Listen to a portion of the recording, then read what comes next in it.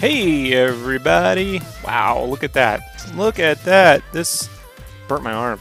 So, hey everybody, welcome back to SketchCraft Gaming. I'm Rob Duenas. This is when we do a podcast, we talk about gaming. So, I'm going to have a much better intro worked out pretty soon. You wait for it. It's coming. In the meantime, normally Wesley shoots the shit with me about gaming and a guest. But today we're just going to have a guest. Joining in today is Andy Bond, former GameStop employee and current gaming enthusiast. Andy, say hello. What's up, everybody? Now, if people don't remember, I had you on the cast, what, about a year ago? I want to say. It's like right before. Yeah, about a year ago. About a year ago. And how has gaming life been treating Andy? That's definitely kept me busy. There's all kinds of things. I've actually started delving into the phone games nowadays with the whole Nintendo thing. I've been playing, Magikarp Jump and the Fire Emblem Heroes. So it's been keeping me busy, even on the go. You poor soul. Mobile gaming. Responsibilities, right? They've like life forces you to use your phone to play games, right? Yeah, I'm exactly. not the biggest person into mobile gaming. I like my 3DS. It's something about buttons. I don't know, man. I need them. Alrighty. So Wesley may or may not show up. If not, we're just going to have to move on. So let's start with Bits and Bytes. Andy, you got a little bit of news you want to talk? What's up? Got some Pokemon news? Oh, yeah, there's all kinds of news. Actually, so with some of the Pokemon news, because Gamescom is happening right now, actually, in Germany. So today was the first day, even though it says August 22nd, it's happening today because it's already there in Germany. So one of the biggest things that caught my eye was it almost seemed like an alternate reality or alternate timeline for the new Pokemon Ultra Sun and Ultra Moon, which is pretty cool, I think, because it's never really delved too much into that, except for maybe in a little bit of black and white. But what I saw was that there are some hints that we may actually be going back to Kanto, which is, if people aren't remembering it correctly, Kanto was the first region that Pokemon started in. And if you look at the newest trailer at the 14-second mark, where I saw this on IGN, it shows a new character introducing himself to the trainer, and it looks like they're in the electric gym, Lieutenant Surge's gym from Pokemon Red, Blue, and Yellow, which is pretty exciting. We're not sure if we're going to go back there yet or not, but we're still waiting on any information to happen this week at Gamescom. But I'm really hoping we go back there, because that was a big deal for second generation when you went back there. So That's going to be on the 3DS, right? yes. Awesome. Yeah, man. I know Brennan's a big Pokemon dude. You playing that shit on mobile? You still playing Go? Not really. I just started getting more and more busy and more lazy. Excellent. So you really think they're gonna announce Pokemon news at Gamescom? They might. They right before Gamescom started, they did the new trailer, so it wouldn't surprise me if they did maybe a big reveal for some of the newer versions of the legendaries for Pokemon Moon and Sun. So I don't know. We'll see. Have you ever been to Gamescom? I haven't. That would actually be something that I would like to go to, but I don't know if I'll ever make it out there for Gamescom. Yeah, so like Comic-Con in San Diego is like 120,000 people that show up. I think maybe even 150,000 now. And like Gamescom has like double that. Like there's it's like 350 people, 1,000 people show up in Germany for fucking, or where is it? It's in Germany, right? Copenhagen. Was it in Germany? Yeah, it's in Germany. So they're all going to stand in line. It's like E3. We're just going to wait to play a game for 10 seconds. Well, that's every gaming convention, you know? Like you stand in the line for God knows how long, and then you go up and you get the demo, and you're like, shit, that's 10 minutes of my life, you know? And then you move on. Yeah, so that's pretty cool. I'm actually looking forward to whenever they announce the Pokemon for the Switch, because I know it's going to force Brandon to buy one. You know, like Yeah, that'll actually get me to get one, I think, a little bit quicker than even with the Metroid that we were talking about before the show started, because it would be a lot of fun. And while a lot of people want the MMO version, I don't. I actually want a decently scaled RPG that allows the trainers to start from Pallet Town and go through all the regions and all the gyms and just make it, I don't know, a Chrono Trigger style sized Pokemon game. Yeah, I'm not. Everyone knows around here, man. I'm not a multiplayer guy. You know, especially when it comes to my RPGs, I just like I'm single player. You know, so I'm hoping they just make a really big single player RPG. Which, you know, if you play Bravely Default recently, you know Yeah. they're pretty good, dude. And Dragon Quest XI's fucking kicking ass over there in Japan. So, Yeah, I can't wait for that to come over here. That's going to be exciting. I'm officially going to be playing like 2 games next year: Dragon Quest XI and Red Dead. Like, I think that's all I'm gonna have time for. You think Red Dead's going to be out next year?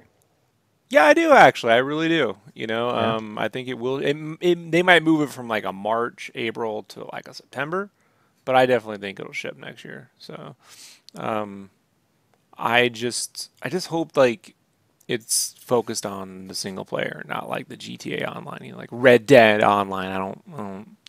I'm not all for that. I know everyone out there loves that shit, man. I know you do. Like Wesley can't fucking stop playing the heists and stuff online, but Yeah, but there's a big difference between multiplayer Cowboys and multiplayer modern day. There's so much you can do even in Grand Theft Auto modern day for multiplayer that I can see why people do it. I think with Red Dead that would kind of lose its appeal a little bit for multiplayer because there's only so many times I can run around and shoot bandits. depends on how they set it up. If you look like the new Call of Duty Zombies game, remember like even when they did Red Dead Zombies expansion, they could add an online component that makes it more arcadey and adds some more, you know, party-like elements rather than a realistic universe that the single player mode sort of encapsulates. You know what I mean? Like they could put in a giant zombie thing where you guys got to go around and fight off, you know, cowboy and Indian zombies and shit. They could add giant steampunk mechs and have like, you know, Will Smith walking around as steampunk spider. You know, they have little aliens come down, you know, or fucking Westworld robots or some shit. You never know, man. You know, like Yeah, I guess Rockstar. that's true. I don't know. I'm with you though. I like the multiplayer or the single player. I'll stay away from the multiplayer for the most part. Right there with you. So let's look at what Wesley wanted to talk about. I think he mentioned. Now, do you have an Xbox One? I do. So this was announced this week, as I figured it would be. Crackdown 3 delayed to 2018. Microsoft apparently, so this comes from Polygon. Microsoft says the destruction-filled sandbox game needs more time. Now, you remember the trailer that hit for this years ago, where they were saying, like, the big deal for this was going to be this cloud-based destruction gaming, where it's going to use the power of the cloud to give you like a completely destructible city. Did you ever see that trailer? I did, and that actually had a lot of people jiving for this game. But I don't know. You promise one thing and then produce another. I think. Yeah, I never believed them. Like, here's the thing, folks. I jumped on the Xbox bandwagon when back in 2001 or 2 at Comic-Con they had it, Tim Schafer said he was working on his next big game was going to be on that platform. It turned out to be Psychonauts, and it was canceled, and it came back. I bought an Xbox just for Psychonauts. I never used it other than that, except it had a really cool wrestling game I remember playing on there, and that was all I liked. I wasn't a Halo guy. And then I got a 360 because of Dead Rising. At the time, I was really into zombies before it was all popular and shit, and I was like, I gotta be in an 80s mall. I gotta fucking kill zombies. It's gonna be amazing. And it was an amazing game, mish, you know? Like that first Dead Rising did not give you a sandbox experience. Sketchbook says WWF Raw on the Xbox. That's the fucking game. Had one of the best intro makers ever. Like you could put in your own music and time it up and stuff. And I've always had my own wrestler, Andy. Like I've been making since, I want to say, since before No Mercy, definitely. I think, how far back does that go? I can't remember the first time I made it, but I made my like anti-Undertaker called the Disciple, where he wore all white and he has like a really like one of those crazy black like Southern Baptist preacher managers, Yep. Yeah. I saw those. Yeah, like a real like what do you call like a Don King meets Baptist pastor would be his man. Go ahead. When were they doing that? It's like WrestleMania 2000. I remember doing that kind of stuff on the 64 for that, where you generated your own character and all that. Yeah, and then I've always made this character called the Disciple. Like I've got Fire Pro Wrestling, and I'd remake him, and I'd remake him, and I'd remake him. So definitely looking forward to the new. You made Brother Love. But Brother Love sucked though. I'm Brother Love, I love you. Remember all that shit? Like no. I do. No, but the Disciple would be like the white, like the evil angelic version of the Undertaker. Just wanted like like if there's a Venom, then there's the anti-Venom kind of like idea. But this dates back to like 1996 or 7 for me, in terms of being able to create your own wrestler in a game, wrestling game. And so where was I going with all that shit? Oh, so that was what I was playing on the 360. But because the 360 died on me, I lost 2 360s in a year, because of that fucking red ring of death.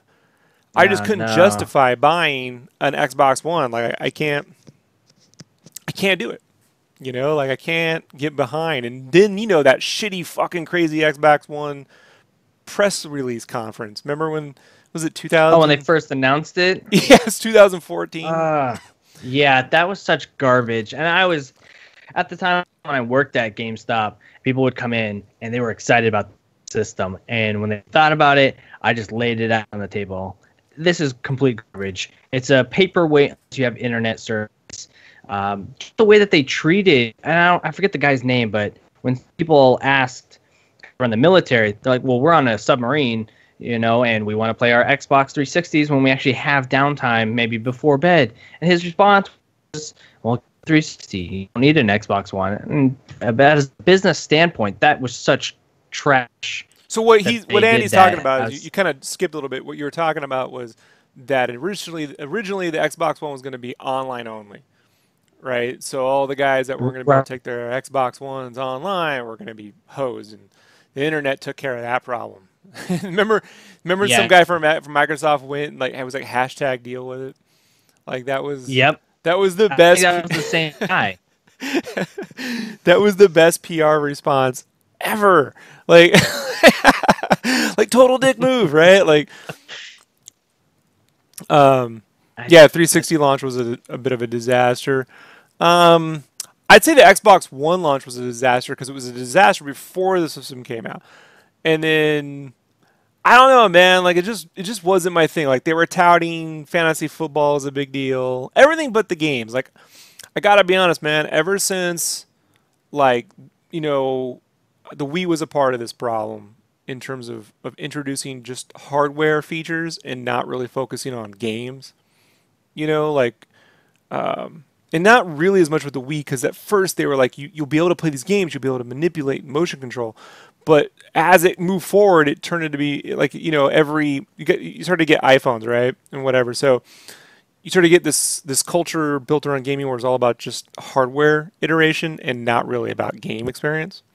Like with the Wii, it was, here's a new Wii controller, here's a new Wii Fit pad, here's a new Wii stupid steering wheel. And so then they announced the Wii U, and it was all about the gamepad. And by that point, I bought one, but, I was like, I need games, folks, And so the PS4 had games, and the Xbox One had, like, here's this fucking ecosystem that I don't give a shit about called Xbox Live. So, anyhow, Crackdown 3 was announced. Now, check it out.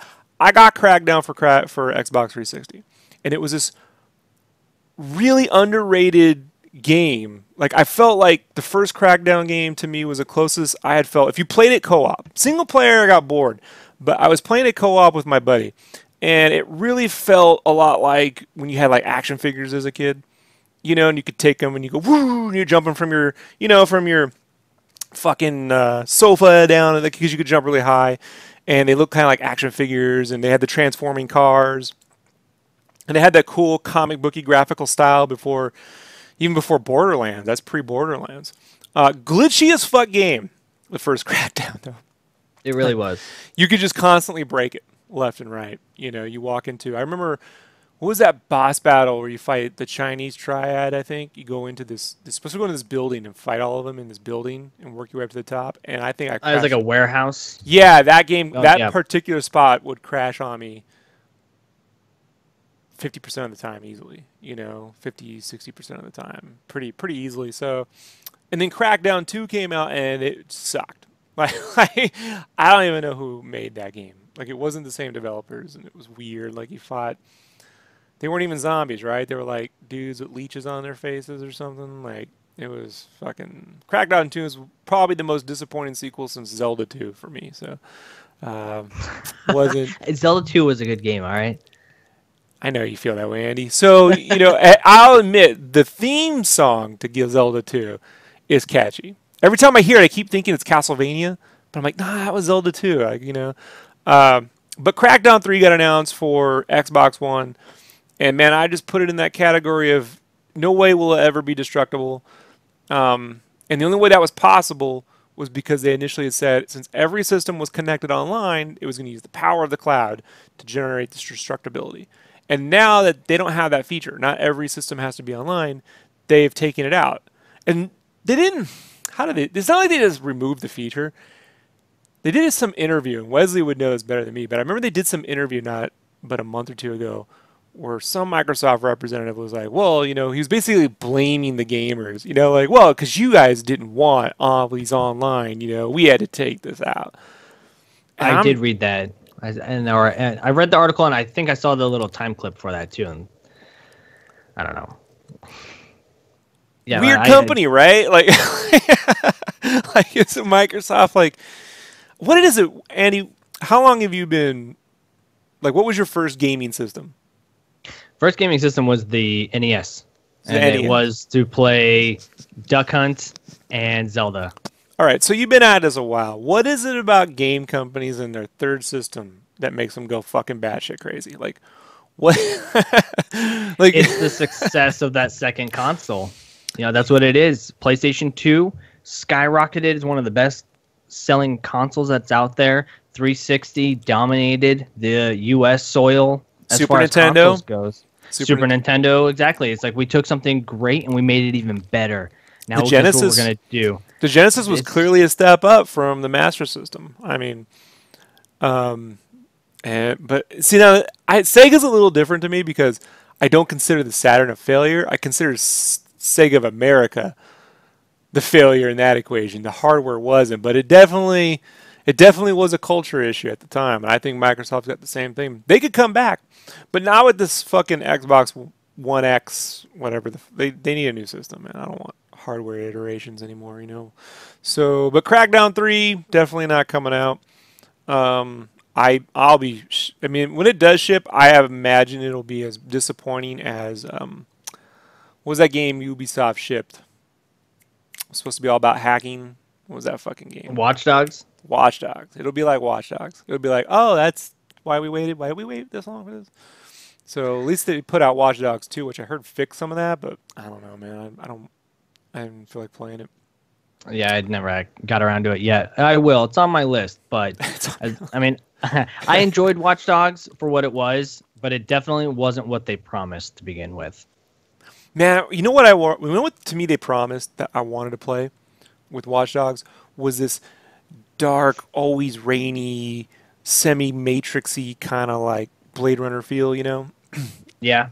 But modern, a little bit like somewhere between Seven, The Matrix, and like Blade Runner. Just this kind of dark and things are going on. And it just didn't have that mood or that atmosphere. It just looked like a generic, like the lighting, the graphics on that game sucked when it shipped. Like, and when I say suck, like they look like second generation 360 graphics. It just did not look like a modern Unreal Engine 4 type game. So it just didn't have that atmosphere at all. But so Crackdown 3 sure as shit ain't coming out.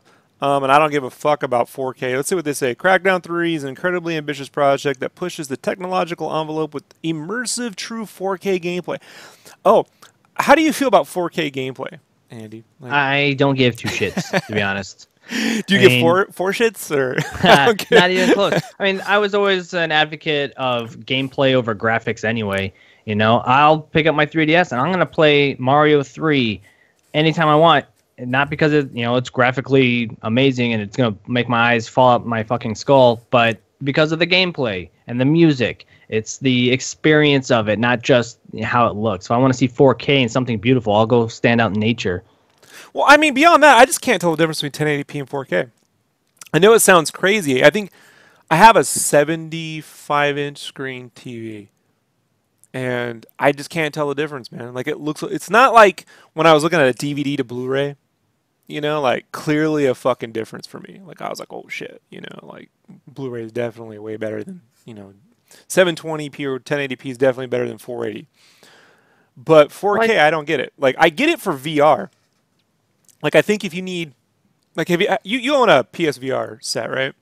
Yeah. So have you played any of the actual video or movie-based content, like 360 videos or anything? I haven't done the 360 videos, but I have watched a TV show on there from, if I was streaming it from Netflix, and it does have the quality of a DVD as opposed to the Blu-ray. Because you need like 4K, 12K resolution for 360-degree video. Right. That's where things like 4K make a lot of sense. When you want 360-degree video where you're looking all around, you're going to need a shitload of fucking pixels. But on flat screens, man, like, I don't. The only person I know that, I think Wesley kind of buys into it because he's a little compromised because he works at this PC company where they sell fucking monitors and shit. But I have a buddy, Kyle, who's a cinematographer, and he bites off on that 4K shit pretty hard. He's like, no, it's amazing. And I'm like, I don't know, man. So 4K video games definitely. I mean, Warcraft in 4K is just Warcraft in 4K. Yeah, you know what I mean? Yeah, like, I don't know. Doesn't add anything. The 4K is a little bit ahead of where everything else is gaming wise. We got to bring that up, then do the 4K. Maybe we'll see it. Yeah, I think you definitely got something. And then they say something about cloud-based multiplayer gaming. What is this shit? Like cloud-based, ambitious game ownership experiences, co-op multiplayer, competitive multiplayer. Or is it cloud computing competitive multiplayer? What the fuck does that mean? Cloud computing competitive multiplayer. What is cloud computing competitive multiplayer? I have no idea. How? It's just. I think it's a bunch of fancy words that they're trying to make it seem like it's a good deal. Blast processing. You know what I'm talking about, Andy? Yeah. Blast processing. That's the kind of shit I get from that. Anywho, so if you're looking forward to Crackdown 3, good fucking luck. Let's move on to something else. So let's see what we got here. Backlog. What have you been digging through? Well, as we were stating before the show started, I actually just started diving into Mass Effect Andromeda. So I'm a little behind on there. It's one of the more recent ones out of the list that I have here. It's okay. I mean, I've always picked up Dragon Age over Mass Effect, and I never really played the other ones because I thought Mass Effect 1 was just boring as shit. But I figured I'd try this one out. What I have on my list is that I still want to get to is Nier Automata. I want to get to that. Go ahead. I'm behind on Final Fantasy a couple times, a little bit. I have the Zodiac Age, Final Fantasy 12, and then Final Fantasy 15 coming out. But there was another one that was coming out that I'm behind. But you got all these new ones like Pokemon coming out and everything. It's just, I don't know. The backlog seems to stay as a backlog. Well, the trick to playing games that are on your list is just play them for an hour a week. You know what I mean? Like what I do is I get the GameFly. And I put myself in about an hour or 2 hours a week. When I'm writing, it doubles to 4 hours a week because I got to write a lot of shit. So this way, if I play a GameFly game for 4 hours, I ship it back, and I get 4 games a month for $16 a month. You can't really beat it, If I like it a lot, I'll play it a second week, play 8 hours, shove it back. I figured that way. I mean, that's the same amount of time I would have probably spent watching, like, the Defenders, Right. Like it's like binging a Netflix series at this point. But I don't put any more than 8 hours into a game at this point. So unless I buy it, and I only buy a few games a year. So I bought Breath of the Wild on my Switch. Still playing that, and I'll be playing that for a long fucking time. I'm going to buy Sonic Mania when I'm done with my next IDW cover. Like, otherwise, I won't get anything done because I know I'm going to be stuck playing that. And I'm picking up Mario in another month and a half. I think 2 months. 2 months now. So I'll be playing Mario Odyssey a whole lot then. Right now, I have been playing... You guys are going to like this. I've been playing Teenage Mutant Ninja Turtles 2, the arcade game on NES, as well as my MAME arcade ROM. Yes. So I've been jumping back. That Turtle game, man, that's an amazing game. I've actually been trying to get that myself back on the NES because I want to sit here and Mary's never played it. So I want to run with that with her. I was like, we even have a Game Genie. So I was like, we'll make it super simple to go through the whole game, you know, on a Saturday afternoon or something. Yeah, I'm always amazed at the difference in how much of, I mean, like if you guys look like this, that's a screen cap. Let's see if I can actually see this fucking image. It's like that's a super tiny. So like copy image. Do. So like that's a screen cap from the arcade game. Not the best, but you know, to go from like that down to, you know, this was pretty fucking amazing at the time. So I'm kind of playing between the two games. I do definitely miss... One thing I can remember about playing the arcade game in the arcade was I missed the being able to just sit there and some random fucking person would come up there and help out, and then, you know, every now and then you guys are sharing quarters and shit. But the arcade game was pretty amazing at the time because it really felt like an interactive version of the cartoon. Like, I mean, it really did. Yeah, it was incredible. It was one of my favorite games on the NES. I would play that to no end. I mean, just the sewer level when you're going against all the Mousers and everything. It was just, and the soundtrack was really fun. And I don't know, it was a good game. It was definitely a step up from Turtles 1. Yeah. So if you guys haven't had a chance to play TMNT, the arcade game, I would lay down a bit on the original MAME if you can get a MAME version, and then play the NES version and kind of get a different. I mean, the NES version is going to be pretty simple. You know, you got the 2 buttons, and you can only do 2-player. So at least with the arcade version, you can get 4. Turtles in Time was definitely a step up. But right now I'm playing between the two because I'm writing it for GameCube and everything. Having a good time. I'll put a link to some long-form gameplay videos on YouTube, so we can share some of that. Let's see. Let's go down the list. So the big topic for this week is Retro Flashback. We were each going to talk about a game, an underrated Genesis game. In Andy's case, Andy, you picked Sonic Spinball. I did. I know that with Sonic Spinball, that may not be as unforgotten or underrated as a lot of the other Sega games out there, but I feel that it was to a point. I mean, you got Sonic 1. Most people didn't think about it. Sonic 2 and Sonic 3, those were on people's lists. Sonic Spinball, most people didn't think about it because it was just a pinball game featuring Sonic. But I sunk so many hours into it when I didn't want to think about a story or grind out character levels or anything. I could just pop that in and just play it. And I feel like if people paid more attention to Sonic Spinball, then we wouldn't have had so many bad Sonic games like Sonic Boom come out. We could have had something as a filler where Sonic Spinball came out, maybe on the 360 or on the Wii itself, something to counter or go up against some of these Zen pinball machines that have 1,000 boards. Put a Sonic one up there. I'm a real big fan of 2D pixel pinball games. There just weren't enough of them when I was a kid. Starting back at the original NES pinball, which, you know, Iwata actually helped develop that game, if I remember right. The original, he helped work on the Mario platforming part of that game. But I loved Sonic Spinball, and that was definitely an underrated game at the time. Like, anytime you went to Blockbuster to rent a video game, Sonic Spinball would be there for you if you liked it. Unfortunately. But it was pretty fucking dope, dude. I mean, adventure pinball gaming is an underrated genre. There was a really good Metroid pinball game on the DS, if I remember right. I played the shit out of.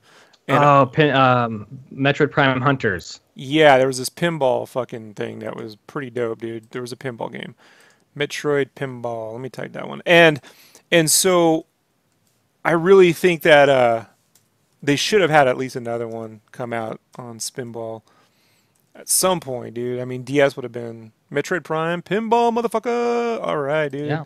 Let me see if I can load this up without getting a fucking NDA. Yeah, Metroid Prime Pinball. Look at that shit. That shit is fucking dope. That shit is amazing. So Sonic Spinball was right up there with it. Kind of helped, I think, build that genre, right? I mean, there wasn't really anything quite like it at the time. I don't remember. No, not really. It was just standard pinball machines where if I didn't want to go to the arcade, I could play those here. But there was something about Sonic Spinball that kept me coming back for more. Yeah, and it had these really cool mini stages that were like three-dimensional pinball style. Like it's got this cool Z depth thing going here. I'm a big pinball fan. Was there ever a Sonic pinball game, like a physical one, you think? I don't know. Was there? I don't know. I don't know. I never saw one. I mean, maybe these days they'll come out with one. I never know. Sonic Pinball Party. Oh, the Advance. There was that one on. See, this one I missed. They got me on this one. I never saw Sonic Pinball Party. Well, that's a definite step down from Sonic Spinball. Like, just looking at it. So, yeah, no, apparently never any physical Sonic Pinball game. God damn. What a shame. I would love to get some Sonic Pinball and maybe one of those Zen things. I was always more of a fan of the Williams pinball tables. If you're playing the Williams games, they kind of tend to recreate actual pinball arcade tables like Funhouse and the Star Trek Next Generation games and stuff like that. So, pretty good pick, Andy. Pretty good pick. I actually also had an underrated Genesis game I wanted to bring up. This is going to direct you guys to Hardcore Gaming 101. They're an amazing site if you guys have never been to Hardcore Gaming 101, but they did a really good write-up on a game called Granada. Did you ever play this game, Andy? Not really. No, I saw a buddy of mine. He played it a little bit. I'd watch him, but I never had my hands on it myself. So this is a Generation 1 Genesis game. I got my Genesis 1991, Christmas of 91, right after Sonic came out. And I got Sonic the Hedgehog, and I got this game, Granada. And it's basically a top-down shmup, shoot-'em-up type game. The levels kind of increase depending on the difficulty. You get a little map here in the corner. You run around in this tank. It has this power-up disc you can attach to the front of the tank and shoot out, kind of like a frisbee. And when it's attached to the tank, it looks kind of like the Next Generation Enterprise. So if you're like a science fiction geek like myself, you get like a big kick out of it. But it was actually got a really great soundtrack. My favorite level would be level 2. The level you're driving on top of a giant jet that's flying up in the air. You can see this right here. So like this is a little bit of this is like you start at the tip of the jet where the cockpit would be, and you can see the clouds and the parallax mapping below. And then you get these little maps where you see these points you gotta destroy, and then you kind of just have to figure out where everything is and blow it up. So Granada on the Genesis, pretty dope, underrated game. One of the coolest fucking covers ever for the Genesis, I might add. Just this really great painting of like a techno tank, like a Macross kind of style anime tank. Pretty dope. Yeah, awesome. it definitely is an eye catcher for sure. Yeah, I would love if they'd make like a Lego Granada tank or one of those like resin models or what are those fucking dolls? Because we got Funko Pops here, which I'm not the biggest fan of, but over in Japan they have this thing called Nintendo. Oh, the Nintendroid? Nintendo droids. I got the Little Witch Academia one on my Christmas wish list. So I would love a Granada Nendoroid, whatever it's called. Wesley's got fucking 10 of them, so he'd be able to name it. Awesome, awesome, awesome. All right, so let's move on to Developers Corner. I want to point you all to my developer pick of the week. Comes to, I don't know how to say his name. His name is Samuel Archer Weiss, also known as Shinabubula. I'm not good with this. Shnabubula. Yeah. So this is his Bandcamp page. He does a lot of chiptunes, and recently he did a Kickstarter. Let me rewind this a bit. A few years ago, I found this album he did that I was listening to all the fucking time. If we go to his main page here. Oh, no, that doesn't do it. Here. Called, right here, Starbound. I was playing this with, there was this new game that came out on PC that was like Descent. I can't remember what it was called, like something minor or something, and I was listening to this playing the shit out of it. And I kind of wrote Game Cave to this initially. It's this great chippy tune Star Fox like style album. If you haven't listened to this, you guys really, really should. And so he did a Kickstarter earlier this year where if you paid him a certain amount of money, he'd write a theme song for you out of pianos. And so I asked him to do some Game Cave music, and so he wrote something that I'll be playing on the Game Cave soon. He put a lot of those extra things here in the Piano Storybook album, which he told me I can play some of this. Let me see if I can get a little. So this is all piano stuff, but he's got a really great set of chip tunes. This NES, my personal favorite is actually his NES jams too. He's got some really great renditions of the Underwater Turtles theme song. We can play like 2 seconds of that before we.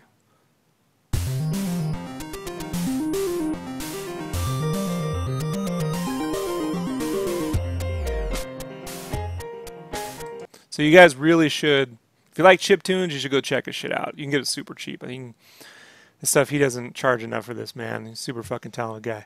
So, and they could definitely check it out on the website too, if, for some demos. Yeah, I'll have out links. The SNES version of it. I'll have links to all of his stuff in the show notes, so you guys can go check it out. And then lastly, I'm going to show the